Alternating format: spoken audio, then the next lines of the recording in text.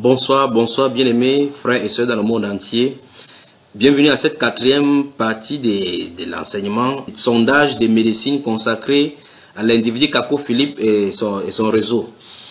Bienvenue encore, comme je le disais, à ce démantèlement des réseaux de faux prophètes consacrés de notre époque, et particulièrement le plus virulent, celui qui dit qu'on brûle les écritures de notre Père. Merci pour tous ceux qui nous écoutent, merci pour tous ceux qui réagissent, merci pour les kakouistes également qui réagissent sur les enseignements sur Bamba Iba. Au moins vous aurez écouté, même si vous dites n'importe quoi, même si vous connaissez n'importe quoi, vous aurez quand même écouté. Que la grâce qui a été accordée à tous ceux qui ont les oreilles pour entendre vous en soit accordée. Si vous avez les oreilles, vous allez entendre de toutes les façons. Nous allons continuer aujourd'hui avec une autre partie consacrée toujours au démantèlement des réseaux de ces mafieux. Mais avant, écoutons cette petite musique, je reviens tous après.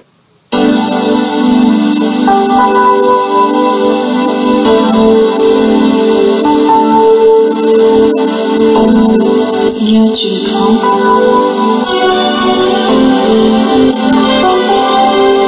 Tu es tout-puissant. Les autres dieux sont les faux dieux. Et nous tous se prosternons devant toi pour reconnaître ta puissance, pour reconnaître ta majesté, pour reconnaître ta splendeur, mon Dieu. Tu es béni, mon cher, parce que tu es grand. Donne-nous de contempler tes grâces chaque jour.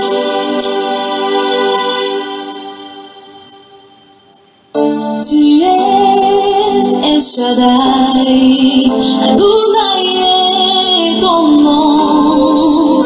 Elohim, c'est toujours toi, le Dieu admirable, le Dieu qui pardonne et tu es, le Dieu de compassion tu es, tout puissant tu es, qui t'entourait par hasard, se comparer à toi, qui t'entourait par hasard, se comparer à toi, le Dieu sans pareil, tu es, le Dieu de tout parfait, tu es, guéri des guerriers, tu es, tout puissant, tu es, et on demande pour écrire la grandeur de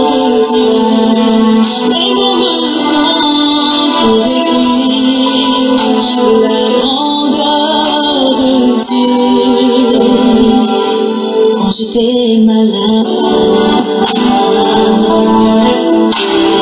revenais à moi en me guérissant. Si tu es médecin, et c'est pas tout. Quand l'ennemi croyait m'avoir vaincu,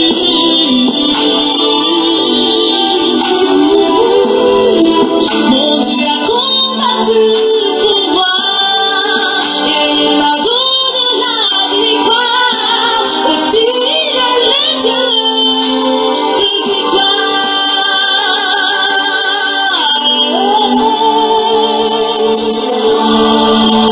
Et au-dessus de mon entendement, même au-dessus de mon imagination.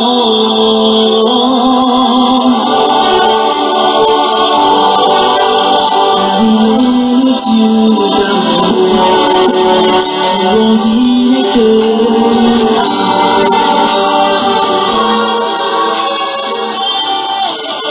Dieu de justice, tu es, le Dieu qui pardonne et tu es, le Dieu de compassion, tu es, tout puissant, tu es. Oui, bienvenue pour ceux qui nous écoutent sur la chaîne Bamba Iba. Bienvenue, que le Seigneur vous bénisse, alors que vous dégustez cette chanson. Commençons cet enseignement par le livre de Jérémie, et je vais vous laisser écouter la fin de cette chanson tout à l'heure. Commençons par le livre de Jérémie au chapitre 23. Jérémie chapitre 23. Jérémie, n'oubliez jamais que vous pouvez nous contacter sur Skype à Junior 3, Junior JUNHIORS avec le chiffre 3. Vous pouvez également envoyer les questions, les commentaires sur Junior JUNHIORS@yahoo.fr.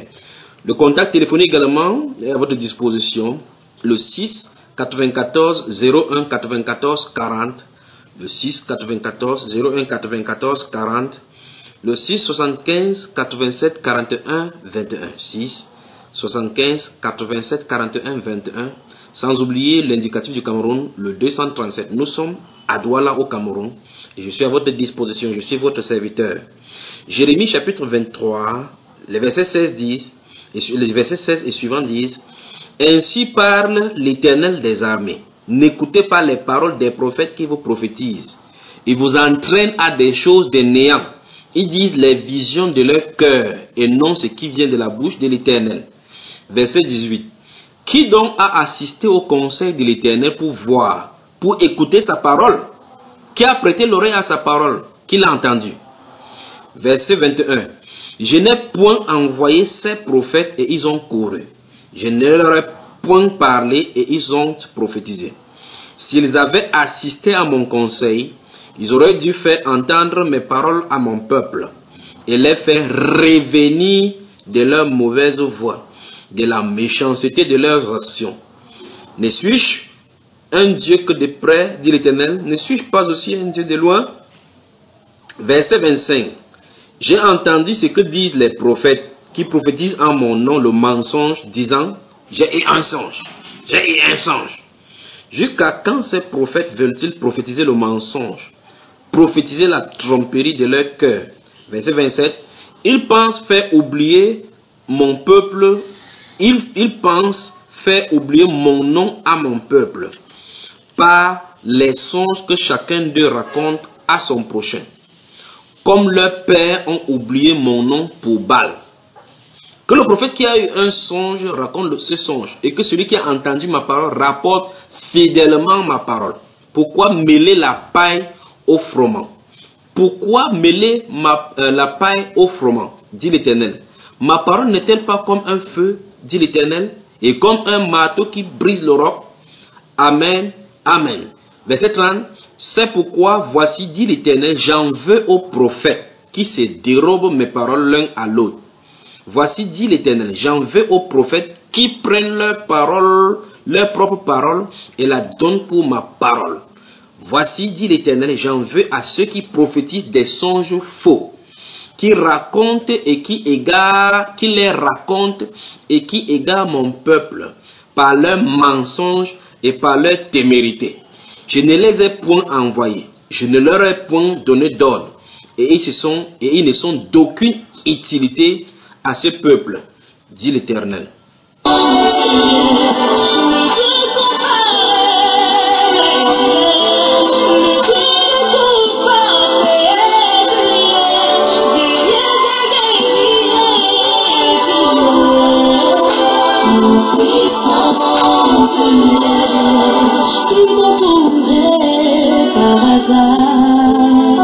Se comparer à toi, et mon moment pour décrire la grandeur de Dieu, les moments pour décrire la grandeur de Dieu.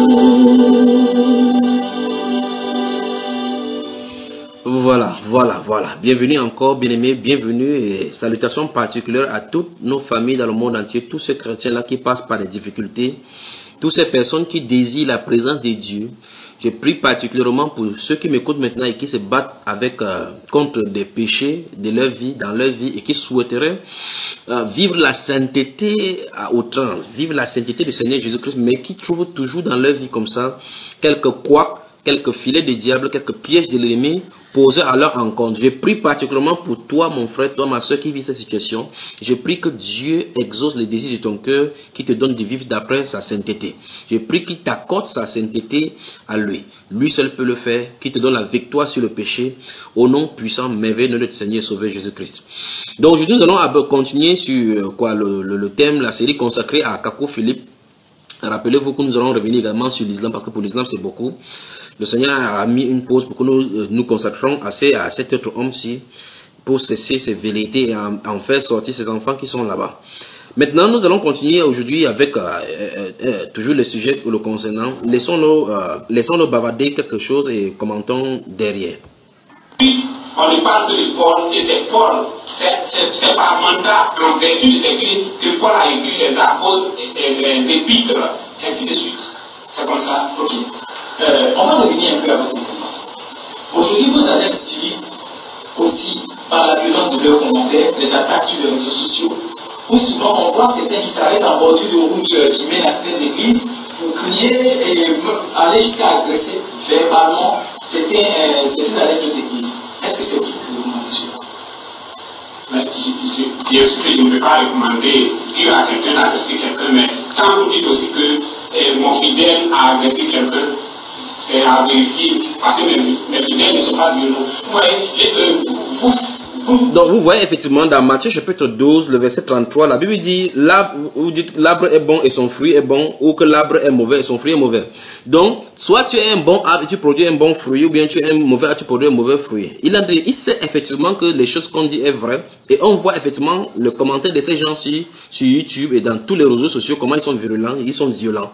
Ils font violents, ce n'est pas parce qu'on les a attaqués, c'est tout simplement parce qu'ils sont possédés par des démons cacouistes. Ils ont l'esprit du cacou sur eux, ce n'est pas le Saint-Esprit du Seigneur Jésus-Christ qu'ils ont sur eux.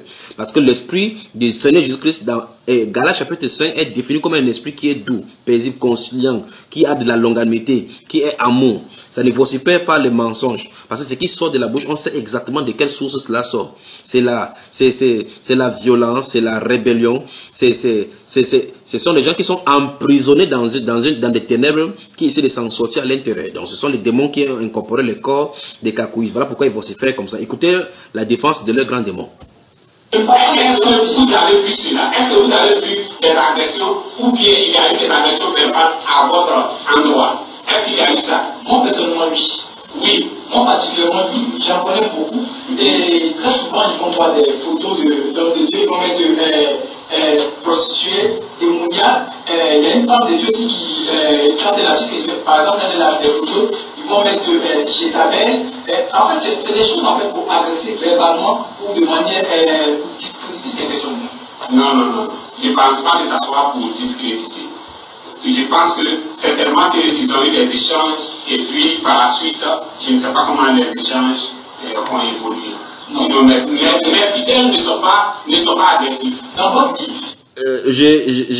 sur ce point, je crois qu'on peut en dire plus que c'est le témoignage de ce que nous vivons dans le monde entier en rend témoignage clairement de ce qui est cet homme.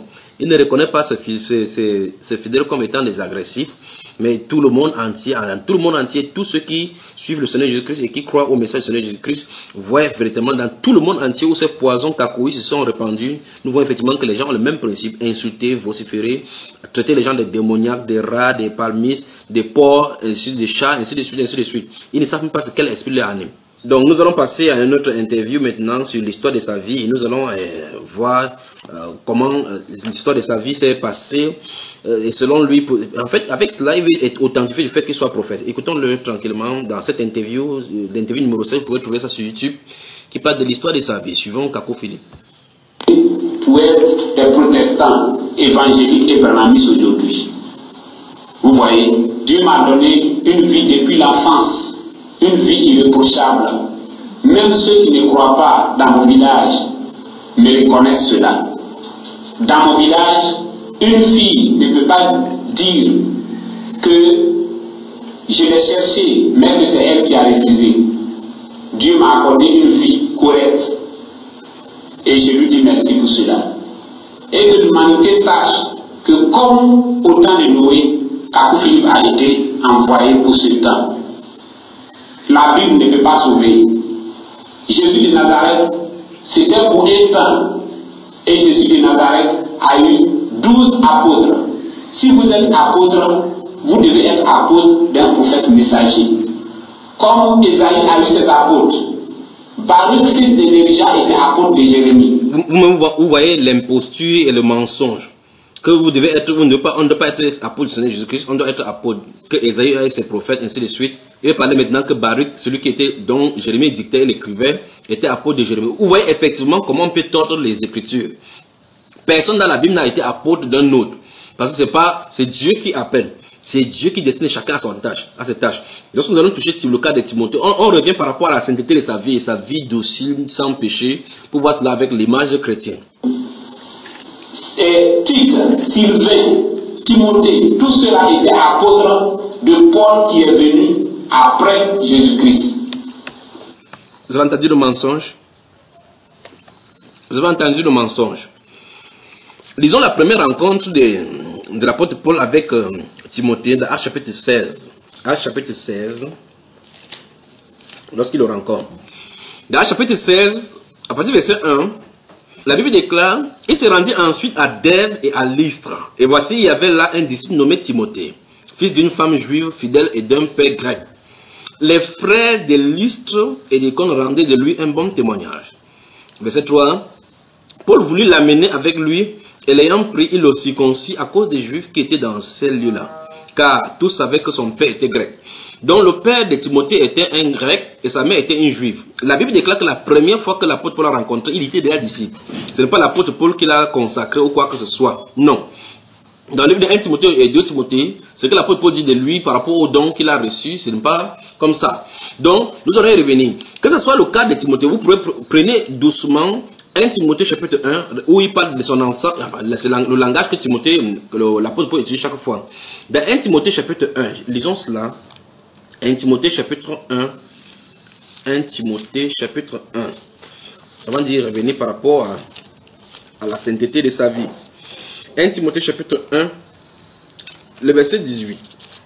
Premier épître de Timothée chapitre 1, verset 18 dit, le commandement que je t'adresse, Timothée, mon enfant. Timothée, c'est-à-dire que Timothée en grec, ça veut dire celui qui honore Dieu, honorant Dieu.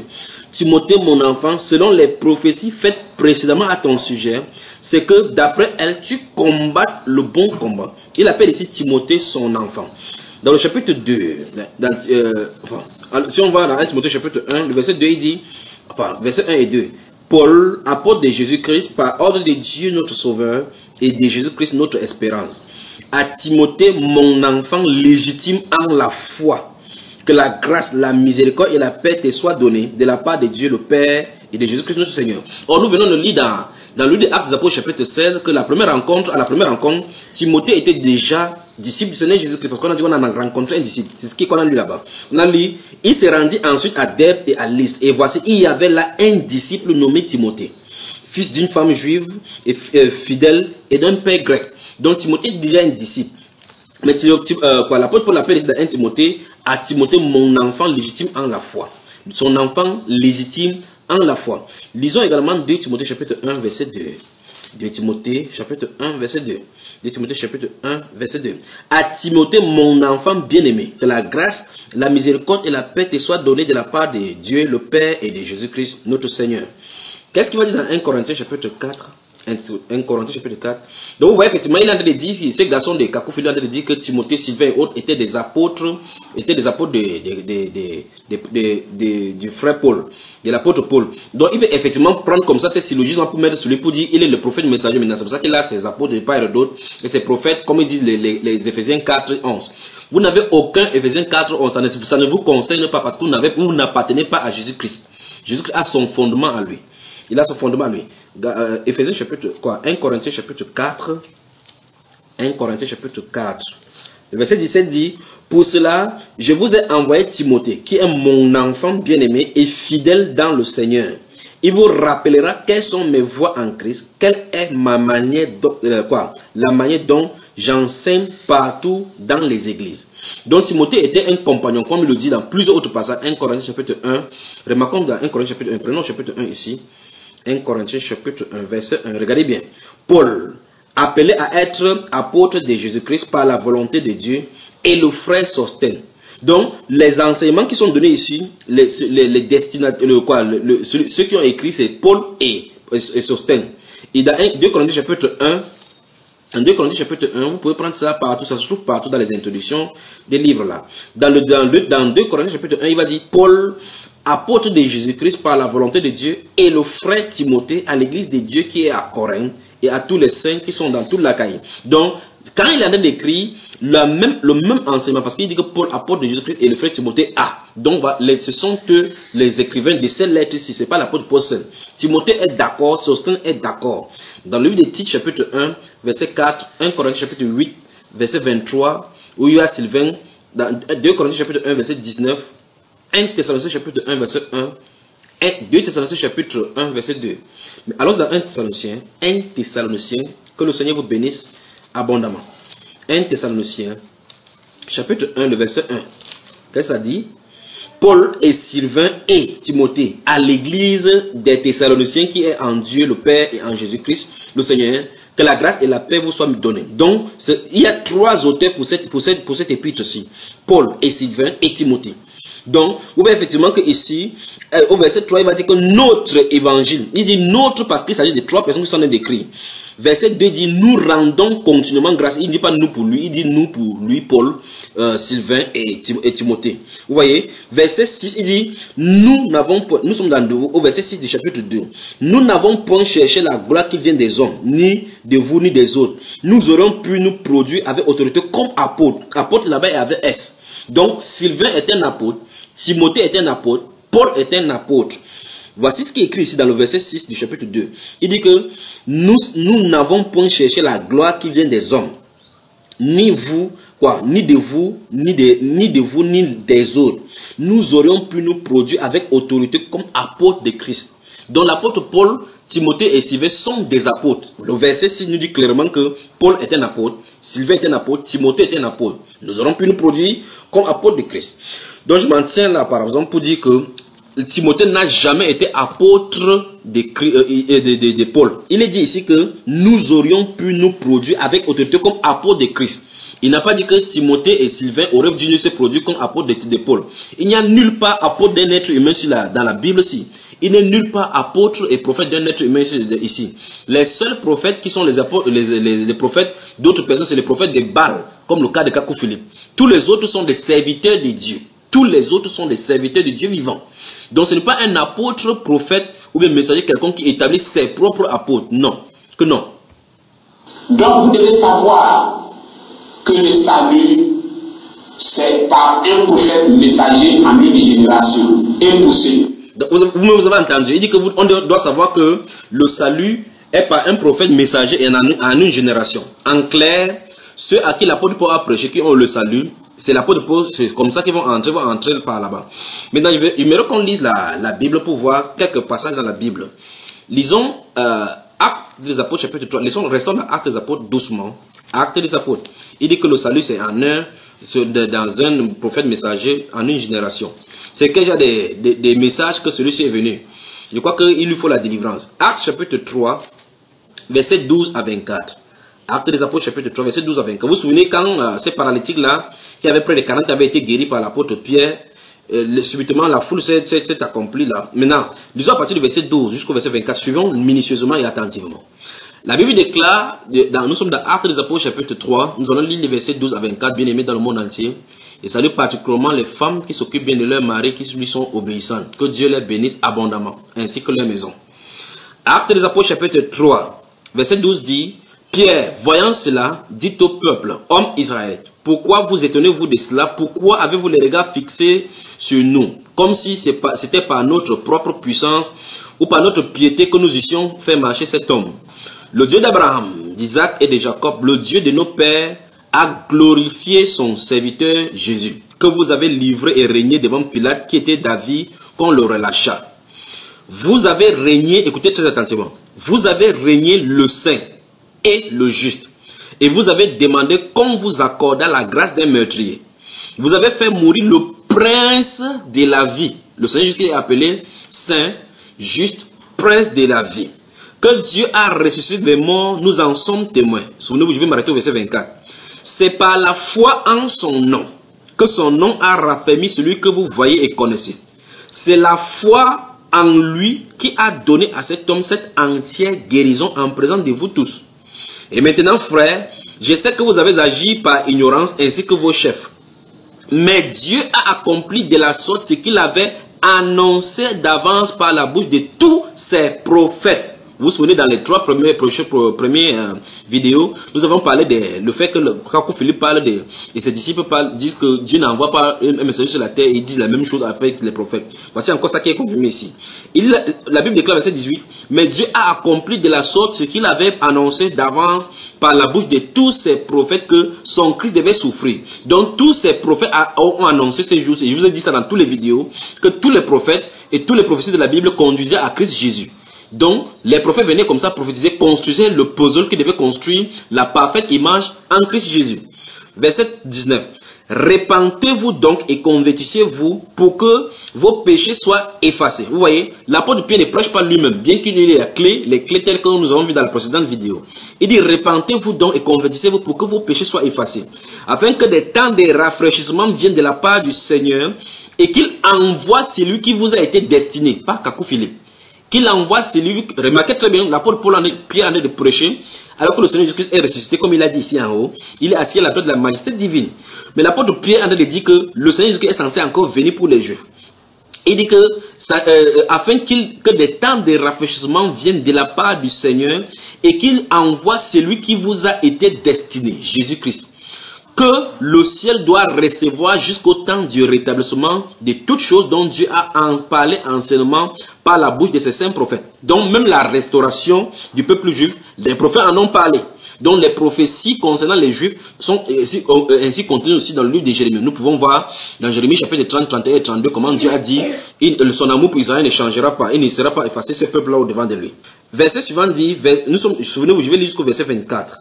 Verset 21 dit, verset 22 dit, Moïse a dit, le Seigneur votre Dieu vous suscitera d'entre vos frères un prophète comme moi. Vous l'écouterez dans tout ce qu'il vous dira.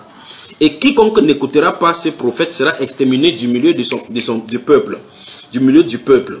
Donc Moïse avait prophétisé que le Seigneur Jésus viendrait pour parler, suscité par Dieu, pour pouvoir prêcher au peuple. Et quiconque ne doit pas l'écouter sera exterminé. Il n'a pas dit quiconque n'écoutera pas un autre peuple, parce que toutes les aiguilles spirituelles célestes indiquaient le Seigneur Jésus. Verset 4, verset 24 maintenant.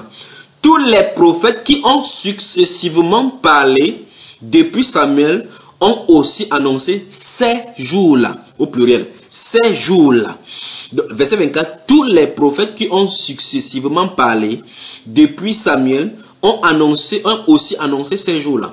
Donc, nous voyons effectivement la supercherie de Kakou Philippe qui vise à s'ériger au rang des sauveurs, au titre du Seigneur Jésus-Christ, et en disant qu'il est le salut, il est le sauveur pour notre génération, et le vrai problème c'est qu'il essaie de construire sa doctrine en disant que chaque messager qui vient, il est le sauveur de l'humanité. Nous avons passé le temps, depuis la première vidéo, à montrer que cela n'est pas vrai, ça n'a jamais été vrai, ça ne sera jamais vrai. Ça ne peut pas commencer avec toi aujourd'hui. Tu ne peux pas berner les gens, tu peux rendre les aveugles et tous ceux qui ont la sensation pour manger la friandise qui sent de la putréfaction hygiénique. C'est ça que tu peux déclarer telle chose. Mais pour les enfants du Seigneur, Jésus a dit que personne ne les arracherait de ses mains. Maintenant, suivons encore ce qu'il va dire. C'est le prophète Philippe. Et vous devez comprendre cela. Donc, je répète que le salut ne peut pas venir de l'école pastorale. Le salut ne peut pas venir d'une Bible. Il n'y a pas de Bible dans le ciel. Dans le ciel, chaque prophète a son livre. Jérémie a son livre. Lisons psaume 119, le psaume 119. Psaume 119. Il dit qu'il n'y a pas de Bible dans le ciel. Souvenez-vous, Bible, ça veut dire Biblia. Le psaume 119. Vous y êtes, mes bien-aimés. Verset 89 dit, à toujours, ô Éternel, ta parole subsiste dans les cieux. Il n'est pas question de prédication dans les cieux, parce que on ne prêche pas au ciel. Il n'y a pas de problème de péché au ciel ni de rédemption au ciel. C'est sur la terre que ça se trouve. La Bible déclare ici qu'à toujours, ô Éternel, ta parole subsiste dans les cieux. Dans les cieux et sur la terre, c'est la parole. La Bible déclare dans Isaïe chapitre 50, Isaïe là, qu'il envoie sa parole court avec vitesse.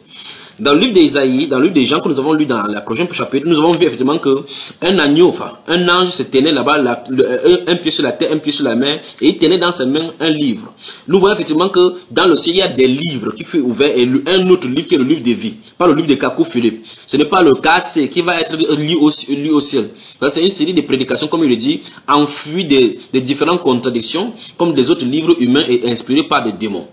Donc, qu'est-ce qu'il a dit encore? Il a dit que le salut ne peut pas venir de la Bible.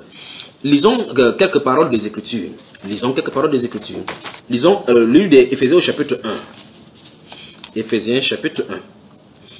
Qu'est-ce que ça dit dans Éphésiens chapitre 1, verset 3 et suivant? Éphésiens chapitre 1, permettez-moi de trouver rapidement. Je crois qu'on va aller rapidement au verset 11 et suivant. Éphésiens chapitre 1. Prenons à partir du verset 3. Verset 3, qu'est-ce que la Bible déclare? Béni soit Dieu, le Père de notre Seigneur Jésus-Christ, qui nous a bénis de toutes sortes de bénédictions spirituelles dans les lieux célestes en Christ. En lui, Dieu nous a élus avant la fondation du monde pour que nous soyons saints et irrépréhensibles devant de lui. Nous ayons prédestinés dans son amour à être ses enfants d'adoption par Jésus-Christ selon le bon plaisir de sa volonté. Il n'est pas dit que c'est selon un messager. C'est par Jésus-Christ que tous doivent entrer. À la louange de la gloire de sa grâce qu'il nous a accordé en son bien-aimé. En lui est mis pour le Seigneur Jésus-Christ, pas un autre messager. En lui, nous avons la rédemption par son sang. C'est en lui, en Jésus-Christ. Il n'y a pas deux façons d'être sauvé. C'est pas le sang du Seigneur Jésus. En lui, et le sang là n'est pas versé aujourd'hui. Le sang a été versé il y a cela 2015 ans. Et le jour où il a versé ce sang là, il a fait entrer tout cela. En lui, nous avons la rédemption par son sang, la rémission des péchés, selon la richesse de sa grâce, que Dieu a répandu abondamment sur nous par toute espèce de sagesse et d'intelligence, nous faisant connaître le mystère de sa volonté, selon le bienveillant dessein qu'il avait formé en lui-même. Dieu avait formé un dessein, un plan.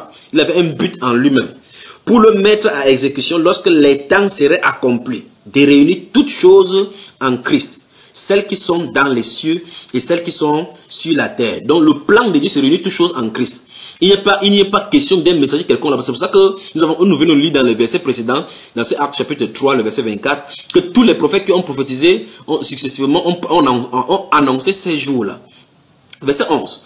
En lui, nous sommes aussi devenus héritiers, ayant été prédestinés suivant la résolution de celui qui opère toutes choses d'après le conseil de sa volonté. Verset 12. Afin que nous servions à la louange de sa gloire, nous qui d'avance avons espéré en Christ. C'est ceux qui ont espéré en Christ, ceux qui ont cru en Christ et ceux qui sont en Christ, qui sont de ce groupe-là. Verset 13. En lui, vous aussi. Donc l'apôtre Paul a raconté leur histoire. Maintenant, il a dit comme ça aux païens, aux Éphésiens et les autres païens par ricochet. En lui, vous aussi, après avoir entendu la parole de la vérité. Vous avez entendu? La parole de la vérité. L'évangile de votre salut. Après avoir entendu cela, en lui, virgule, vous avez cru. Donc, il faut que ça soit annoncé. C'est la parole de l'évangile tel que c'est écrit ici. Il n'est pas dit que c'est le livre qui sauve. Non. C'est la parole de cet évangile qui sauve. La Bible déclare l'évangile de votre salut. En lui, vous avez cru et vous avez été scellés du Saint-Esprit qui avait été promis, lequel est un gage de notre héritage pour la rédemption de ceux que Dieu s'est acquis à la louange de sa gloire. Verset 15. C'est pourquoi moi aussi, ayant entendu parler de votre foi au Seigneur Jésus et de votre charité pour tous les saints, je ne cesse de rendre grâce pour vous, faisant mention de vous dans mes prières, afin que le Dieu de notre Seigneur Jésus-Christ, le Père de gloire, vous donne un esprit de sagesse et de révélation dans sa connaissance. C'est vrai qu'il y a beaucoup de choses à dire ici, mais je vais seulement démanteler le réseau cacoïste.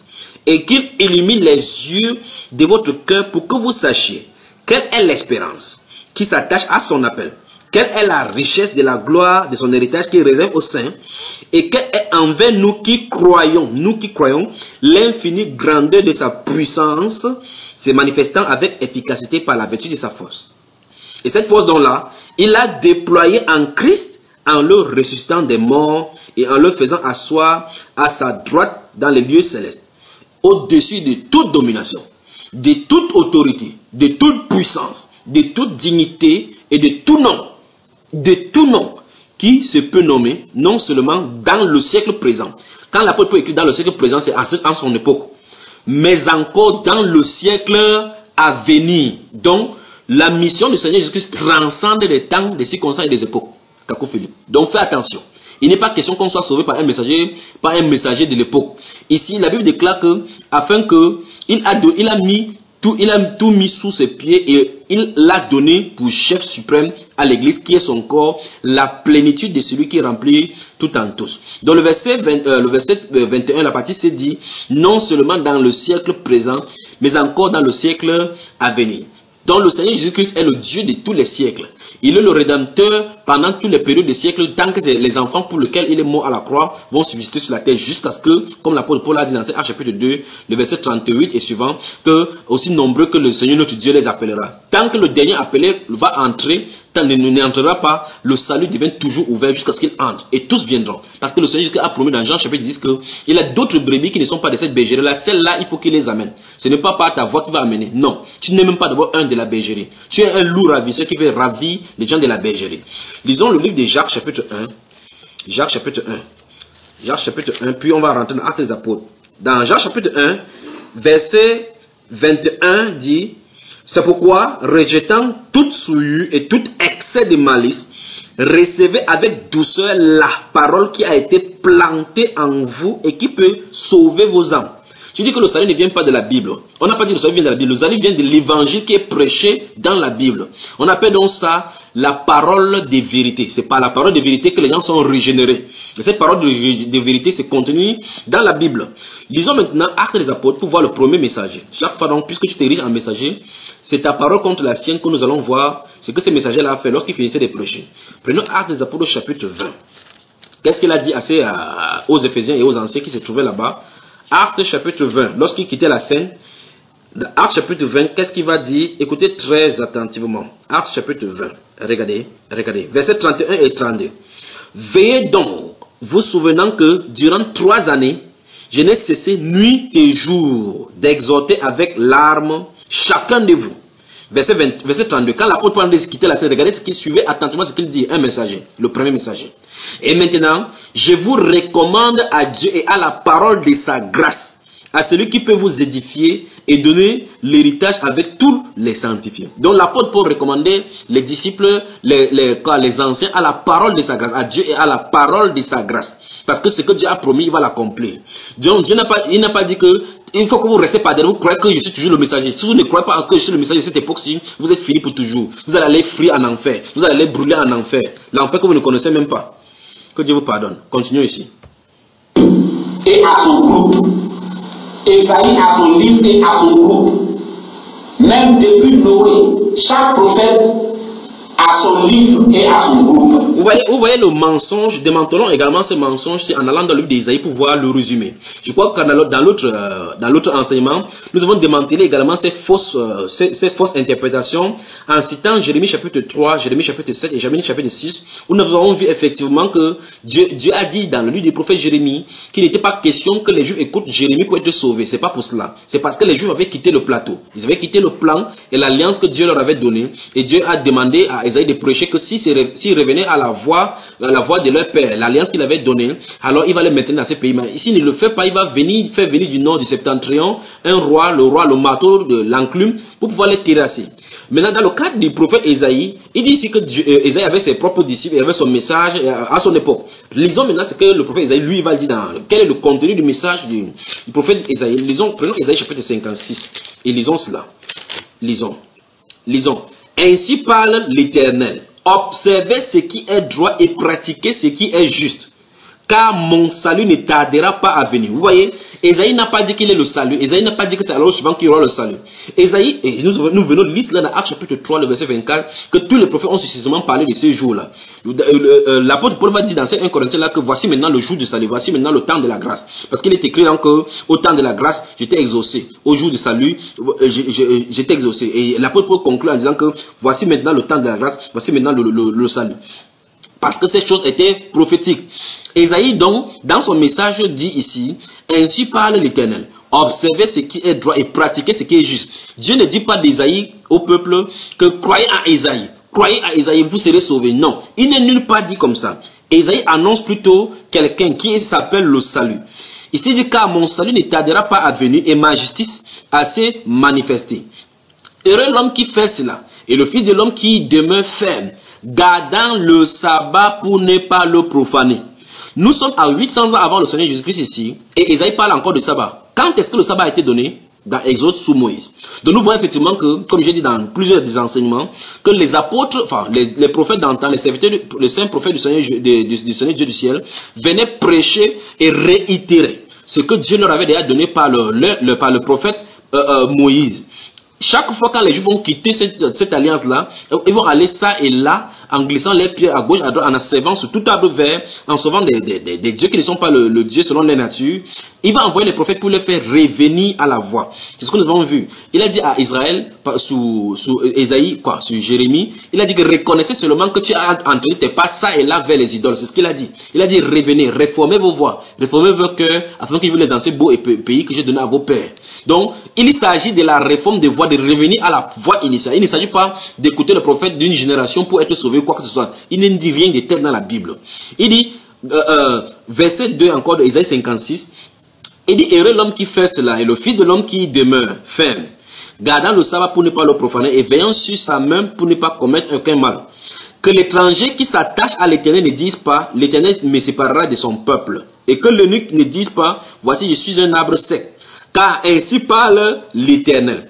Aux eunuques qui garderont mes sabbats. Vous voyez, ici il parle de sabbat au pluriel. Or, lisez Lévitique chapitre 25 et autres, vous allez remarquer que Dieu a destiné les différents styles de sabbat. Ce n'est pas Isaïe qui en a prescrit une chose nouvelle, ce sont des choses que Dieu a déjà données par Moïse. Et chaque fois donc que les gens vont quitter cela, ils vont violer et Dieu va y venir. C'est pour ça que vous allez voir que chaque fois, sous Josias, sur le roi Asa, les choses vont être réformées quand les sacrificateurs Joachim et autres là vont égarer la loi. Plus tard, quand il va venir, ils vont lire le livre de la loi, ils vont faire la réforme. Et Ézéchias va célébrer la Pâque au temps de l'Éternel, au temps marqué tel que l'Écriture le disait. Ils vont venir chaque fois célébrer comme c'est souvent. C'est ainsi qu'ils ont vécu jusqu'à ce que le Seigneur Jésus vienne. Parce qu'en réalité, Jean chapitre 1 verset 17 dit, la loi est venue par Moïse, la grâce et la vérité sont venues par Jésus-Christ. Donc la loi devrait maintenir les Juifs jusqu'à ce que le Seigneur Jésus vienne, qui est le ministère de la foi, le moment de la foi. Donc il n'est pas question que chaque prophète vienne en milieu, Noé, Moïse, celui-ci, chacun donne sa part pour qu'on croit en lui pour être sauvé.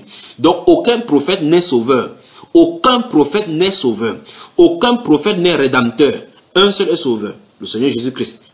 Donc, verset 4 dit encore, c'est car c'est ainsi parle l'Éternel, aux eunuques qui garderont mes sabbats, qui choisiront ce qui m'est agréable et qui persévéreront dans mon alliance. Vous voyez, quelle alliance? L'alliance qui a été contractée à Horeb. Dans Deutéronome 28, nous voyons effectivement où il donne une série de malédictions et bénédictions par rapport à ceux qui n'observeront pas cette alliance. Parce qu'ils ont dit cela, maudit soit quiconque ne respecte pas les paroles de cette alliance. Et c'est pour ça que Dieu a dit qu'il y a une autre alliance qui va venir. Une alliance pas comme l'alliance qu'il va traiter avec ses pères à Horeb où ils ont désobéi. Donc, Dieu dit ici là que dans Ésaïe le prophète, avec son livre, il a de parler de ceux qui vont choisir de faire ce qui est agréable et qui vont persévérer dans son alliance, l'alliance qu'il a donnée au Père. Et souvenez-vous, dans Malachie chapitre 4, il dit au sortir que souvenez-vous de la loi de Moïse qui est prescrite à Horeb pour tout Israël. Donc, 400 ans avant la venue de Jean-Baptiste, Dieu réitère encore l'alliance qu'il avait prophétisée, qu'il avait donnée à Moïse, parce que ça devait subsister jusqu'à ce que Jean-Baptiste vienne pour annoncer maintenant que donc voici finalement l'agneau dont Moïse parlait là-bas. Amen. Les évangiles Matthieu, Marc, Luc et Jean, c'est le temps de Jésus-Christ. C'est leur livre. Paul a ses épîtres. Paul a son groupe, a ses apôtres, a ses disciples. Vous avez entendu, il dit Paul a son groupe, Paul a ses disciples. Paul, il dit que l'évangile Matthieu, Marc, Luc, c'est pour Jésus-Christ. Et nous voyons effectivement que tous les Bibles, c'est là où vous voyez effectivement que quelqu'un se fait naufrage, il continue à boire, son ventre gonfle au lieu de crier au secours. Nous voyons ici, l'apôtre Paul, lui, il dit, ce n'est pas l'évangile de Paul, ce n'est pas son message à lui qui prêche. Il a dit dans Galates chapitre 1 que l'évangile que vous avez annoncé n'est pas de moi, car je ne l'ai ni reçu d'un homme, ni d'appris d'une école théologique. Il dit, mais c'est pas la révélation du Seigneur Jésus-Christ. Vous voyez, dans 1 Corinthiens chapitre 11, il va dire, j'ai reçu du Seigneur ce que je vous ai annoncé, que la nuit où il fut crucifié, le Seigneur Jésus prit du pain. Donc après avoir fait cela avec ses disciples, la scène, la veille de sa crucifixion, le Seigneur Jésus-Christ va dire la même chose à Paul longtemps après, dans la puissance de la résurrection. Il va se présenter à Patmos pour donner la révélation à l'apôtre Jean. Donc tous les livres sont de l'inspiration du Seigneur Jésus-Christ.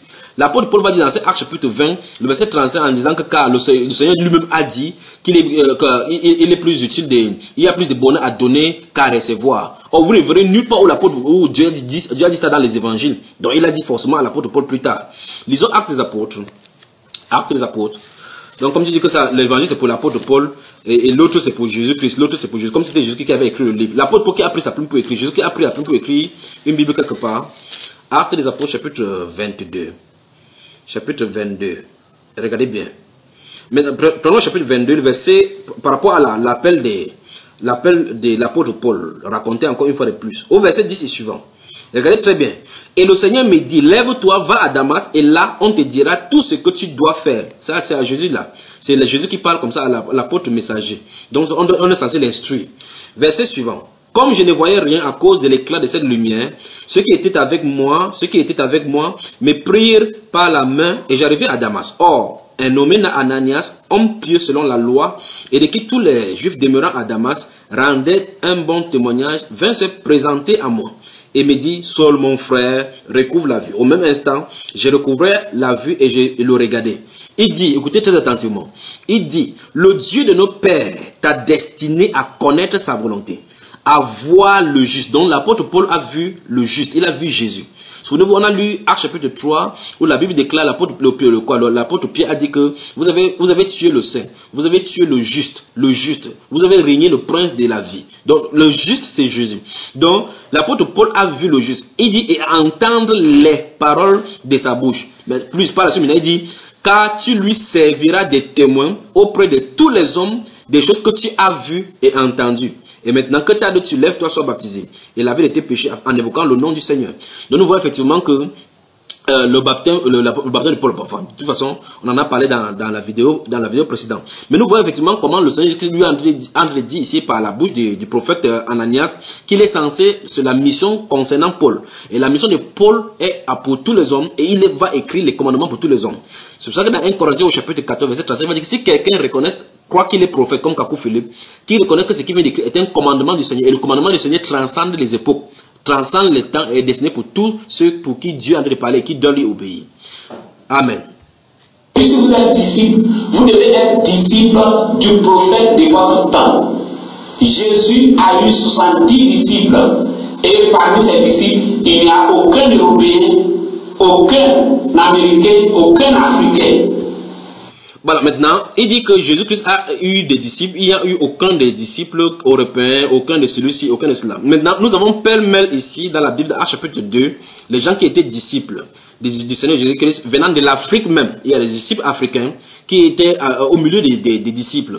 Nous avons le cas de celui qui a porté sa croix avec ses enfants, Rufus et autres. Nous avons le cas de l'eunuque éthiopien qui était en Nubie. La Nubie, c'est à 800 km là-bas au sud de l'Euphrate. À 400 km, il a fait près de 4000 km de marche pour aller à Jérusalem. C'est là où Jésus-Christ l'a envoyé. Il a cru, il est devenu disciple du Seigneur Jésus-Christ. Il n'est pas devenu disciple de Philippe. Il est devenu disciple du Seigneur Jésus-Christ. Dans le livre des Actes des Apôtres, chapitre 2, il est question des gens qui sont venus du monde entier et qui sont par la suite rentrés pour propager l'évangile. Les gens sont devenus disciples du Seigneur Jésus-Christ. Ils ne sont pas devenus disciples de l'apôtre Paul. À Rome, ils ne sont pas devenus disciples de l'apôtre Paul. Lisons l'épître aux Romains, chapitre 1. Évangile de Paul aux Romains. Paul, serviteur de Jésus-Christ, chapitre 1, appelé à être apôtre, mis à part pour annoncer l'évangile de Dieu, qui avait été promis auparavant de la part de Dieu par ses prophètes dans les Saintes Écritures. Vous voyez? Donc dans les Saintes Écritures, l'évangile avait été promis. Ah, c'est terrible, c'est marrant. Et qui concerne son fils. Vous voyez? Donc l'évangile qui était prévu dans les saints apôtres, par les saints apôtres dans les écrits, concernait son fils, né de la postérité de David selon la chair, et déclaré fils de Dieu avec puissance selon l'esprit de sainteté, par sa résurrection d'entre les morts, Jésus-Christ notre Seigneur, par qui nous avons reçu la grâce et l'apostolat pour amener en son nom à l'obéissance de la foi tous les païens, par lesquels vous êtes aussi, vous avez été appelés par Jésus-Christ. Vous voyez, tous sont appelés par Jésus-Christ. À tous ceux qui, à Rome, sont bien-aimés de Dieu, appelés à être saints, que la grâce et la paix vous soient données de la part de Dieu, notre Père, et du Seigneur Jésus-Christ. Amen. Donc nous voyons effectivement ici que les disciples ici étaient les disciples du Seigneur Jésus-Christ, pas les disciples de l'apôtre Paul. Dans Matthieu chapitre 28, Jésus va dire, allez faire de toutes les nations des disciples. Ce sont les disciples du Seigneur Jésus-Christ. Oui, donc chaque fois, c'est les disciples du Seigneur Jésus qui donnent les questions. Quand quelqu'un est converti, parce qu'il ne croit pas au message, quand il a annoncé le message, il croit au message. C'est le message qu'il croit, le message de la foi en Christ Jésus pour la rédemption de notre âme. C'est ça pour le rachat de notre âme. C'est ça qu'ils croient et ils sont donc incorporés dans le corps. C'est ça donc les questions. L'apôtre Paul a dit, comme nous avons lu dans Éphésiens chapitre 3, chapitre 1, verset 13 et suivant, verset 11 et suivant, il a dit qu'en lui, vous avez cru, après avoir entendu l'évangile de la vérité, l'évangile de votre salut. Vous voyez? Maintenant, lisons Jacques chapitre 1. Jacques chapitre 1, lisons cette fois-ci le verset 18. Nous avons lu le verset 21 aujourd'hui, lisons le verset 18. La Bible déclare, il nous a engendrés selon sa volonté, par la parole de vérité, afin que nous soyons en quelque sorte les prémices de sa créature. Il dit que Jésus-Christ avait 70 disciples. Les 120 qui étaient réunis en haut étaient les disciples de qui? Les 70 disciples, parce que tu parles des 70 disciples qui étaient là-bas dans Luc chapitre 10, qui choisit encore 70 autres disciples, il les envoyait deux à deux dans la villa et Bougat où il devait lui-même passer pour annoncer l'évangile. Il ne savait pas seulement de ces 70 disciples, puisque la Bible déclare que la foule, il y avait des foules de disciples. Joseph d'Arimathie était de ses disciples, Nicodème était de ses disciples, mais en cachette. Il avait plusieurs disciples. Et Nicodème, comment il s'appelle? Lisons Jean chapitre 11. Jean le chapitre 11, lorsqu'il y a une résurrection. Jean chapitre 11. Regardez maintenant, regardez très attentivement. La Bible déclare, alors les principaux sacrificateurs et les pharisiens assemblaient et s'adressaient et dit, que ferons-nous car cet homme fait beaucoup de miracles? Si nous le faisons, nous le laissons faire, tous croiront en lui et les Romains viendront détruire et notre ville et notre village. Nous voyons maintenant que l'apôtre, les Sahédriens vont commencer à parler de ces choses comme ça. Au chapitre 12, ils vont dire que nous gardons les, tous croient en lui. Tous vont en lui. Donc il faut qu'on fasse attention. Il faut qu'on fasse attention. Dieu a envoyé son fils Jésus-Christ pour racheter tout ce qui lui appartient. Et ceux qui lui appartiennent sont ses disciples. Nous ne sommes pas les disciples des autres personnes. Il n'est nulle part dit que Timothée est disciple de l'apôtre Paul. Il n'est nulle part dit que Sylvain est disciple de... Il n'est nulle part dit que Sylvain et Marc sont les disciples de l'apôtre Paul, ou bien l'apôtre Pierre. L'apôtre Pierre va écrire son livre par Marc et par Sylvain. Après il va dire que c'est par Sylvain qui a à mes yeux comme un frère bien-aimé, comme un compagnon, que je vous écris cette lettre-ci. Amen. Donc il n'est pas question d'être disciple d'un apôtre, ou mieux, il n'est pas question dans la Bible d'un messager qui vient établir les prophètes des Éphésiens. Il n'est nulle part commandé, il n'est nulle part dit que c'est un apôtre prophète qui établit les gens d'Éphésiens 20, parce que tous sont appelés de la même façon. Jésus a eu 12 apôtres. Et parmi ces apôtres-là, il n'y a aucun Américain, aucun Européen, aucun Africain. Cela est évident, Kakou Philippe. Si tu ne connais pas l'histoire de l'Amérique, c'est un peuple qui est venu des Amérindiens.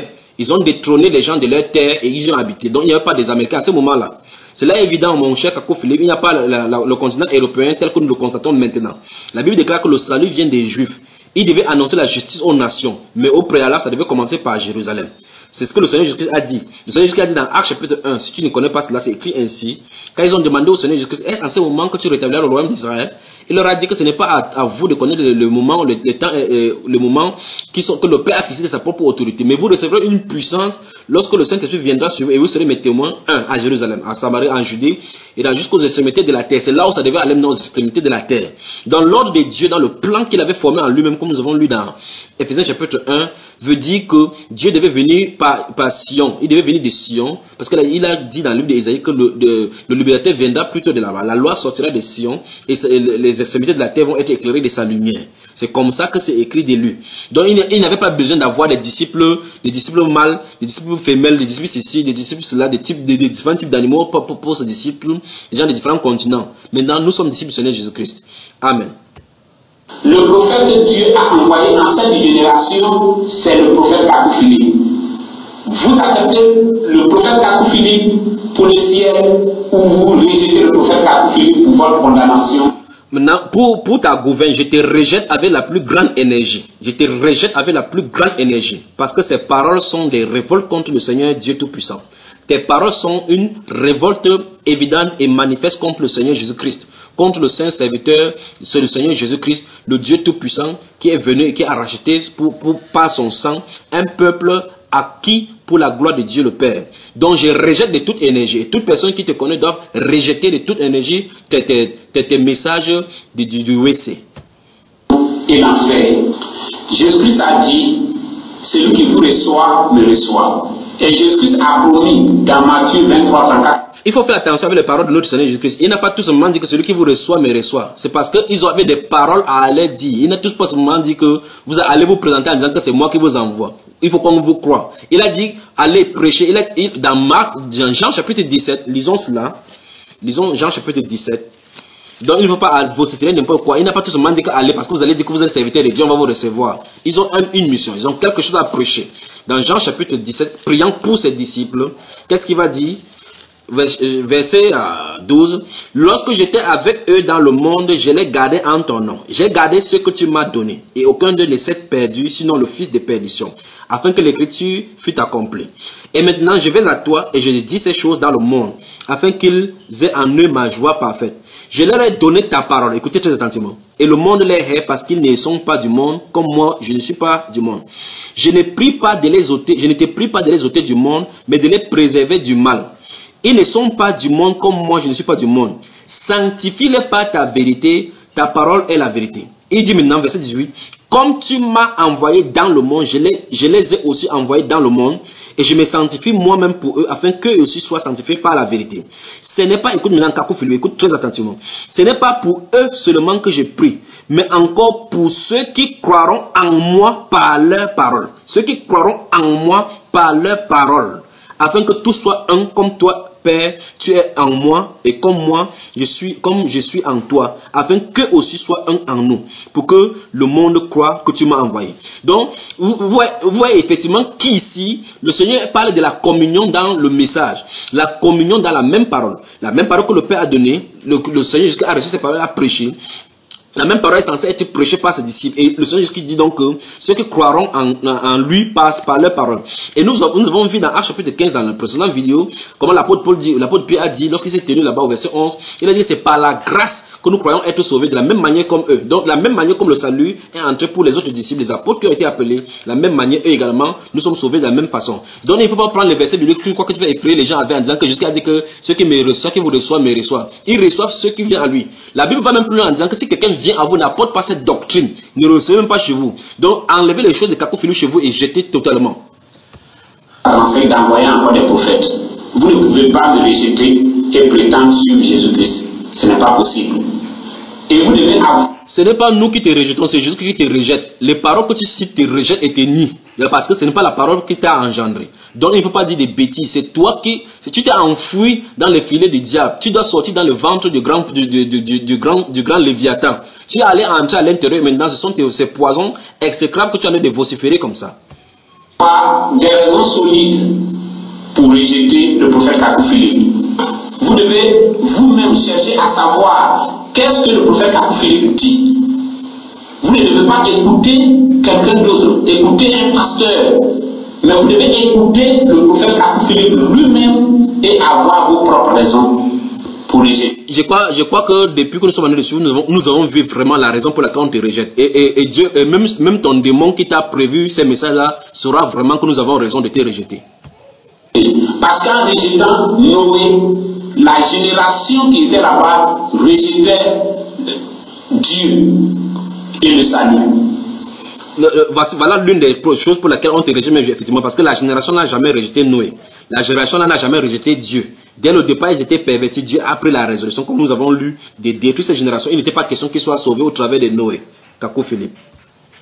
En rejetant Jésus-Christ, les pharisiens rejetaient Dieu et le salut.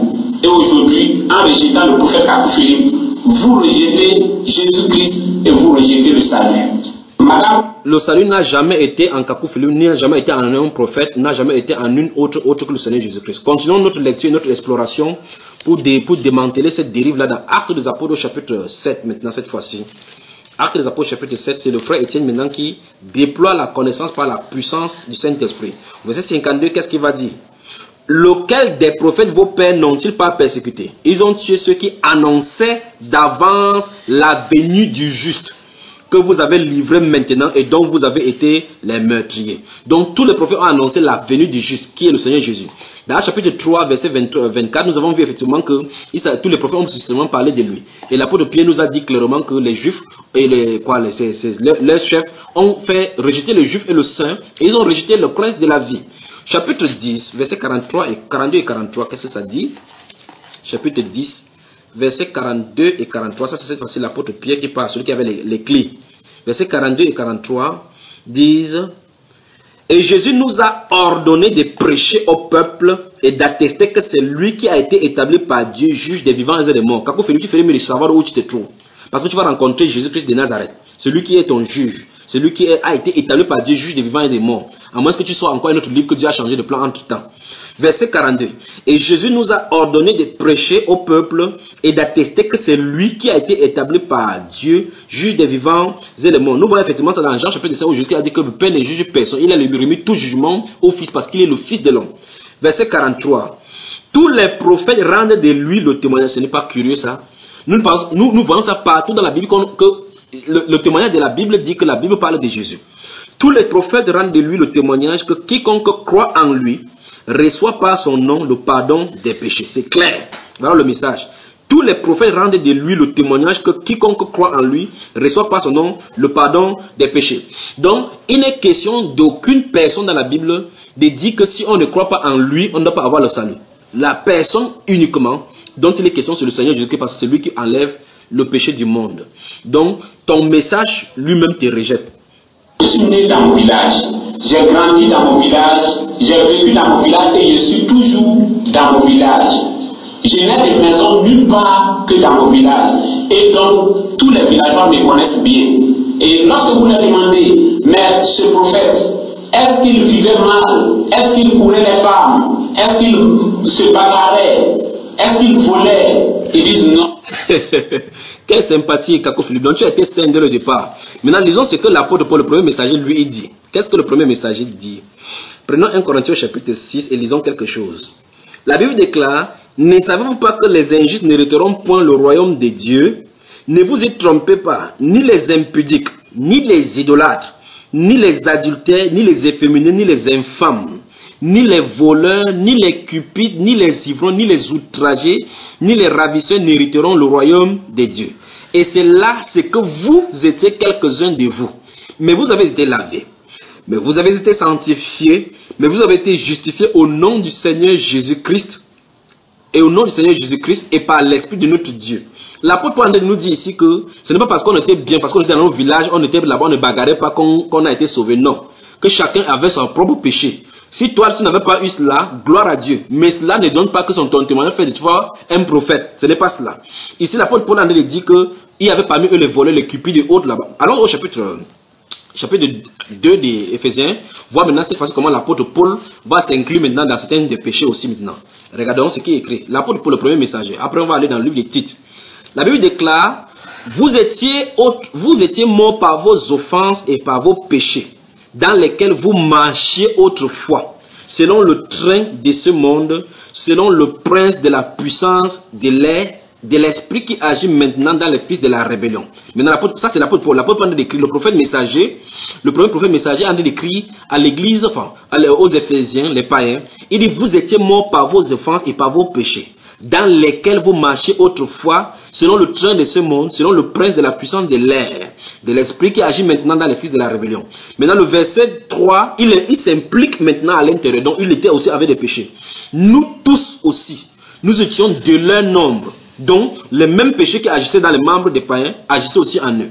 Nous tous aussi, nous étions de leur nombre et nous vivions autrefois selon les convoitises de notre chair, accomplissant les volontés de la chair et de nos pensées, et nous étions par nature des enfants de colère comme les autres. Donc l'apôtre Paul ne s'exclut pas.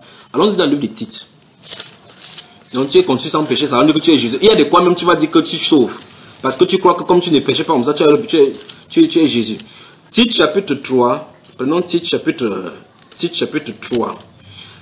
Tite chapitre 3, regardez très attentivement. Regardez, verset 1. Rappelle-leur d'être soumis aux magistrats et aux autorités, d'obéir, d'être prêts à toute bonne œuvre, de ne médire de personne, d'être pacifique, modéré, plein de douceur envers tous les hommes. Écoutez très attentivement, verset 3. Car nous aussi, nous étions autrefois insensés, désobéissants, égarés, asservis à toute espèce de convoitise et de volonté, vivant dans la méchanceté et dans l'envie. dignes d'être haïs et nous haïssant les uns les autres. Verset 4. Mais lorsque la bonté de Dieu, notre Sauveur, et son amour pour les hommes ont été manifestés, il nous a sauvés. L'apôtre Paul s'inclut. Il nous a sauvés, non à cause des œuvres de justice que nous aurions faites, mais selon sa miséricorde, par le baptême de la régénération et le renouvellement du Saint-Esprit qu'il a répandu sur nous avec abondance par Jésus-Christ, notre Sauveur. Donc, à coup Philippe, si tu n'as pas péché, tu n'as pas convoité les femmes, si tu n'as pas fait tes choses, gloire à Dieu. Mais la Bible déclare que tous ont péché et sont privés de la gloire de Dieu. Si tu n'as pas péché, alors je te dirais maintenant que tu es un petit Jésus. Il n'a jamais fait toutes ces choses. Nous ne l'avons pas vu faire cela. Mais pourquoi alors vous le rejetez? Ils disent que non. C'est parce qu'il condamne nos croyances. Il condamne nos... Donc, si tu penses donc que c'est la bonne vie, le fait que quelqu'un vive mal, qu'on doit aller croire en lui ou pas, c'est que dans ce cas, Isaïe, le prophète messager dont tu as parlé, ne serait pas un bon prophète, puisque lui, il était dans le palais des rois, il avait le péché jusqu'à ce qu'il fallait que l'ange et le Seigneur se présentent à lui pour purifier le péché qui était dans sa bouche. Il a dit que malheur à moi parce qu'il habite au milieu d'un peuple, lisons cela, Isaïe chapitre 6. Isaïe chapitre 6, lorsqu'il a vu, donc comme tu penses qu'il faut être saint dès l'enfant, préservé depuis le ventre de sa mère, pour qu'on soit le prophète messager. Isaïe chapitre 6, l'année de la mort du roi Osia, j'ai vu le Seigneur assis sur un trône élevé, très élevé, et les pans de sa robe remplissaient le temple. Des séraphins se tenaient au-dessus de lui, ils avaient chacun 6 ailes, 2 dont ils se couvraient la face, 2 dont ils se couvraient les pieds, et 2 dont ils se servaient pour voler. Ils criaient l'un à l'autre et disaient, Saint, Saint, Saint est l'Éternel des armées, toute la terre est pleine de sa gloire. Les portes furent ébranlées dans leur fondement par la voix qui retentissait et la maison s'est remplie de fumée. Alors je dis, malheur à moi, je suis perdu, car je suis un homme dont les lèvres sont impures. J'habite au milieu d'un peuple dont les lèvres sont impures et mes yeux ont vu le roi, l'Éternel des armées. Mais l'un des séraphins vola pour confirmer effectivement que Isaïe savait effectivement qu'il était dans la fausseté. Mais l'un des séraphins vola vers moi, tenant à la main une pierre ardente qu'il avait prise sur l'autel avec des pincettes. Il en toucha ma bouche et dit, ceci a touché tes lèvres, ton iniquité est enlevée et ton péché est expié. Amen, amen, amen. Donc Isaïe effectivement était dans la fausseté, il connaissait. Il était dans la fausseté, il connaissait. Jacob alors n'en parlons plus. Lui il vole à tous les coups. Il frappe à tous les coups, n'en parlons pas. Moïse c'est un tueur, n'en parlons pas pour cela. Vous voyez effectivement comment Dieu peut choisir les gens. Il ne choisit pas les gens parce qu'ils sont bons. Il y a les bandits que Dieu choisit, il les utilise puissamment. Il y a des gens qui sont les nonchalants. Dieu les donne d'être puissamment armés par son esprit pour parler. La chose de Dieu, c'est la chose spirituelle, c'est pas la chose charnelle. Voilà pourquoi il prend des gens vils pour traiter avec eux. Donc il ne s'agit pas que tu sois saint parce qu'on ne te reproche rien dans ton village. Pourquoi donc les gens ne t'acceptent pas? Si c'est comme ça, c'est que Dalai Lama est plus saint que toi. Si tel est le cas, alors les témoins de Jéhovah sont plus pieux que toi, mon cher. Si tel est le cas, c'est que le pape lui-même qui se marie est plus pieux que toi parce que lui, il n'aime pas les femmes. Toi, au moins, tu as la femme maintenant. Donc il faut faire attention. Il faut faire attention. Et ce n'est pas de ta sainteté à toi dont il est question. C'est parce que tu as un faux message qu'on te rejette. C'est parce que tu as un démon qui est collé à toi qui veut convaincre les gens de suivre la fausseté. Et on ne permettra pas que les gens qui sont de Dieu partent à la perdition. Si tu es de lui, reviens à l'ordre. C'était la même chose du temps de Jésus-Christ et du temps de tous les prophètes. Et c'est ce qui s'est toujours passé. Et personne ne peut me convaincre de péché au milieu d'eux, ni au milieu de tous ceux qui se tiennent là aujourd'hui. Je n'ai jamais fait de prison, toutes ces choses. Ils n'ont jamais trouvé en train de boire de l'alcool, fumer la cigarette, courir des femmes, toutes ces choses. Mais pourquoi me rejettent-ils? Déjà tu es né, tu as un père, tu es un mère, tu es déjà né dans le péché, conçu dans l'iniquité. Comment tu vas faire? Déjà ça là, c'est suffisant pour qu'on te rejette parce que tu es un être humain. Et à cause de ce que je prêche, ils doivent avoir une raison solide, mais ils n'en ont pas. Vous voyez? Et que c'est... Donc tu vois très bien effectivement que nous venons de démontrer que tout ce que tu prêches c'est de la fausseté. Merci à vous aussi, prophète Kakou Philippe, d'être venu sur notre plateau. Merci madame. Donc mon cher Kakou Philippe et cette chère dame-là qui présente cette émission, vous ferez mieux de vous repentir et retourner à Jésus-Christ de Nazareth. Philippe Kakou n'est pas un prophète, mais c'est un vrai prophète, mais qui est faux. Un vrai faux prophète, dirait-on sur d'autres cieux. Donc, Kakou Philippe, toi et tes disciples, vous devez vous repentir. Sois sincère.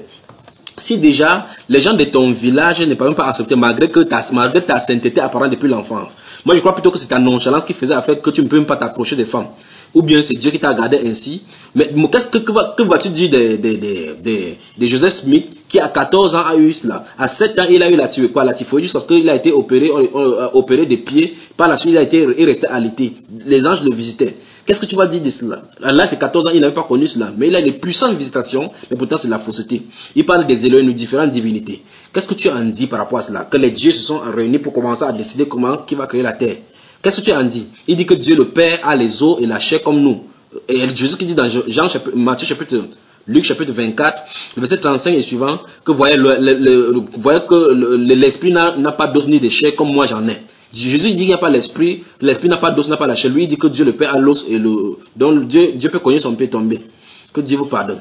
Donc, vous qui m'écoutez, que la grâce et la paix de notre Seigneur Jésus vous soient données. Ami Kakouis, une fois de plus, je connais votre bien bonne définition. Vous pouvez insulter comme vous pouvez insulter, mais ceux d'entre vous qui êtes des aigles du Seigneur Jésus-Christ qui se sont enfouis là-bas en mangeant des pourritures, de cette puanteur de bourg Kakouis, je vous commande au nom du Seigneur Jésus-Christ de Nazareth de sortir maintenant. Retrouvons-nous dans la 5e partie. Que le Seigneur vous bénisse. Que le Seigneur vous bénisse.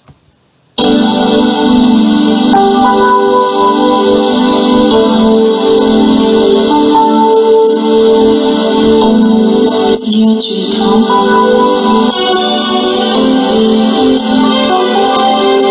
Tu es le Tout-Puissant. Tous les autres dieux sont des faux dieux. Nous viendrons tous se prosterner devant toi pour reconnaître ta puissance, pour reconnaître ta majesté, pour reconnaître ta splendeur, Dieu. Sois béni, Seigneur, parce que tu es grand. Donne-nous de contempler tes travaux chaque jour.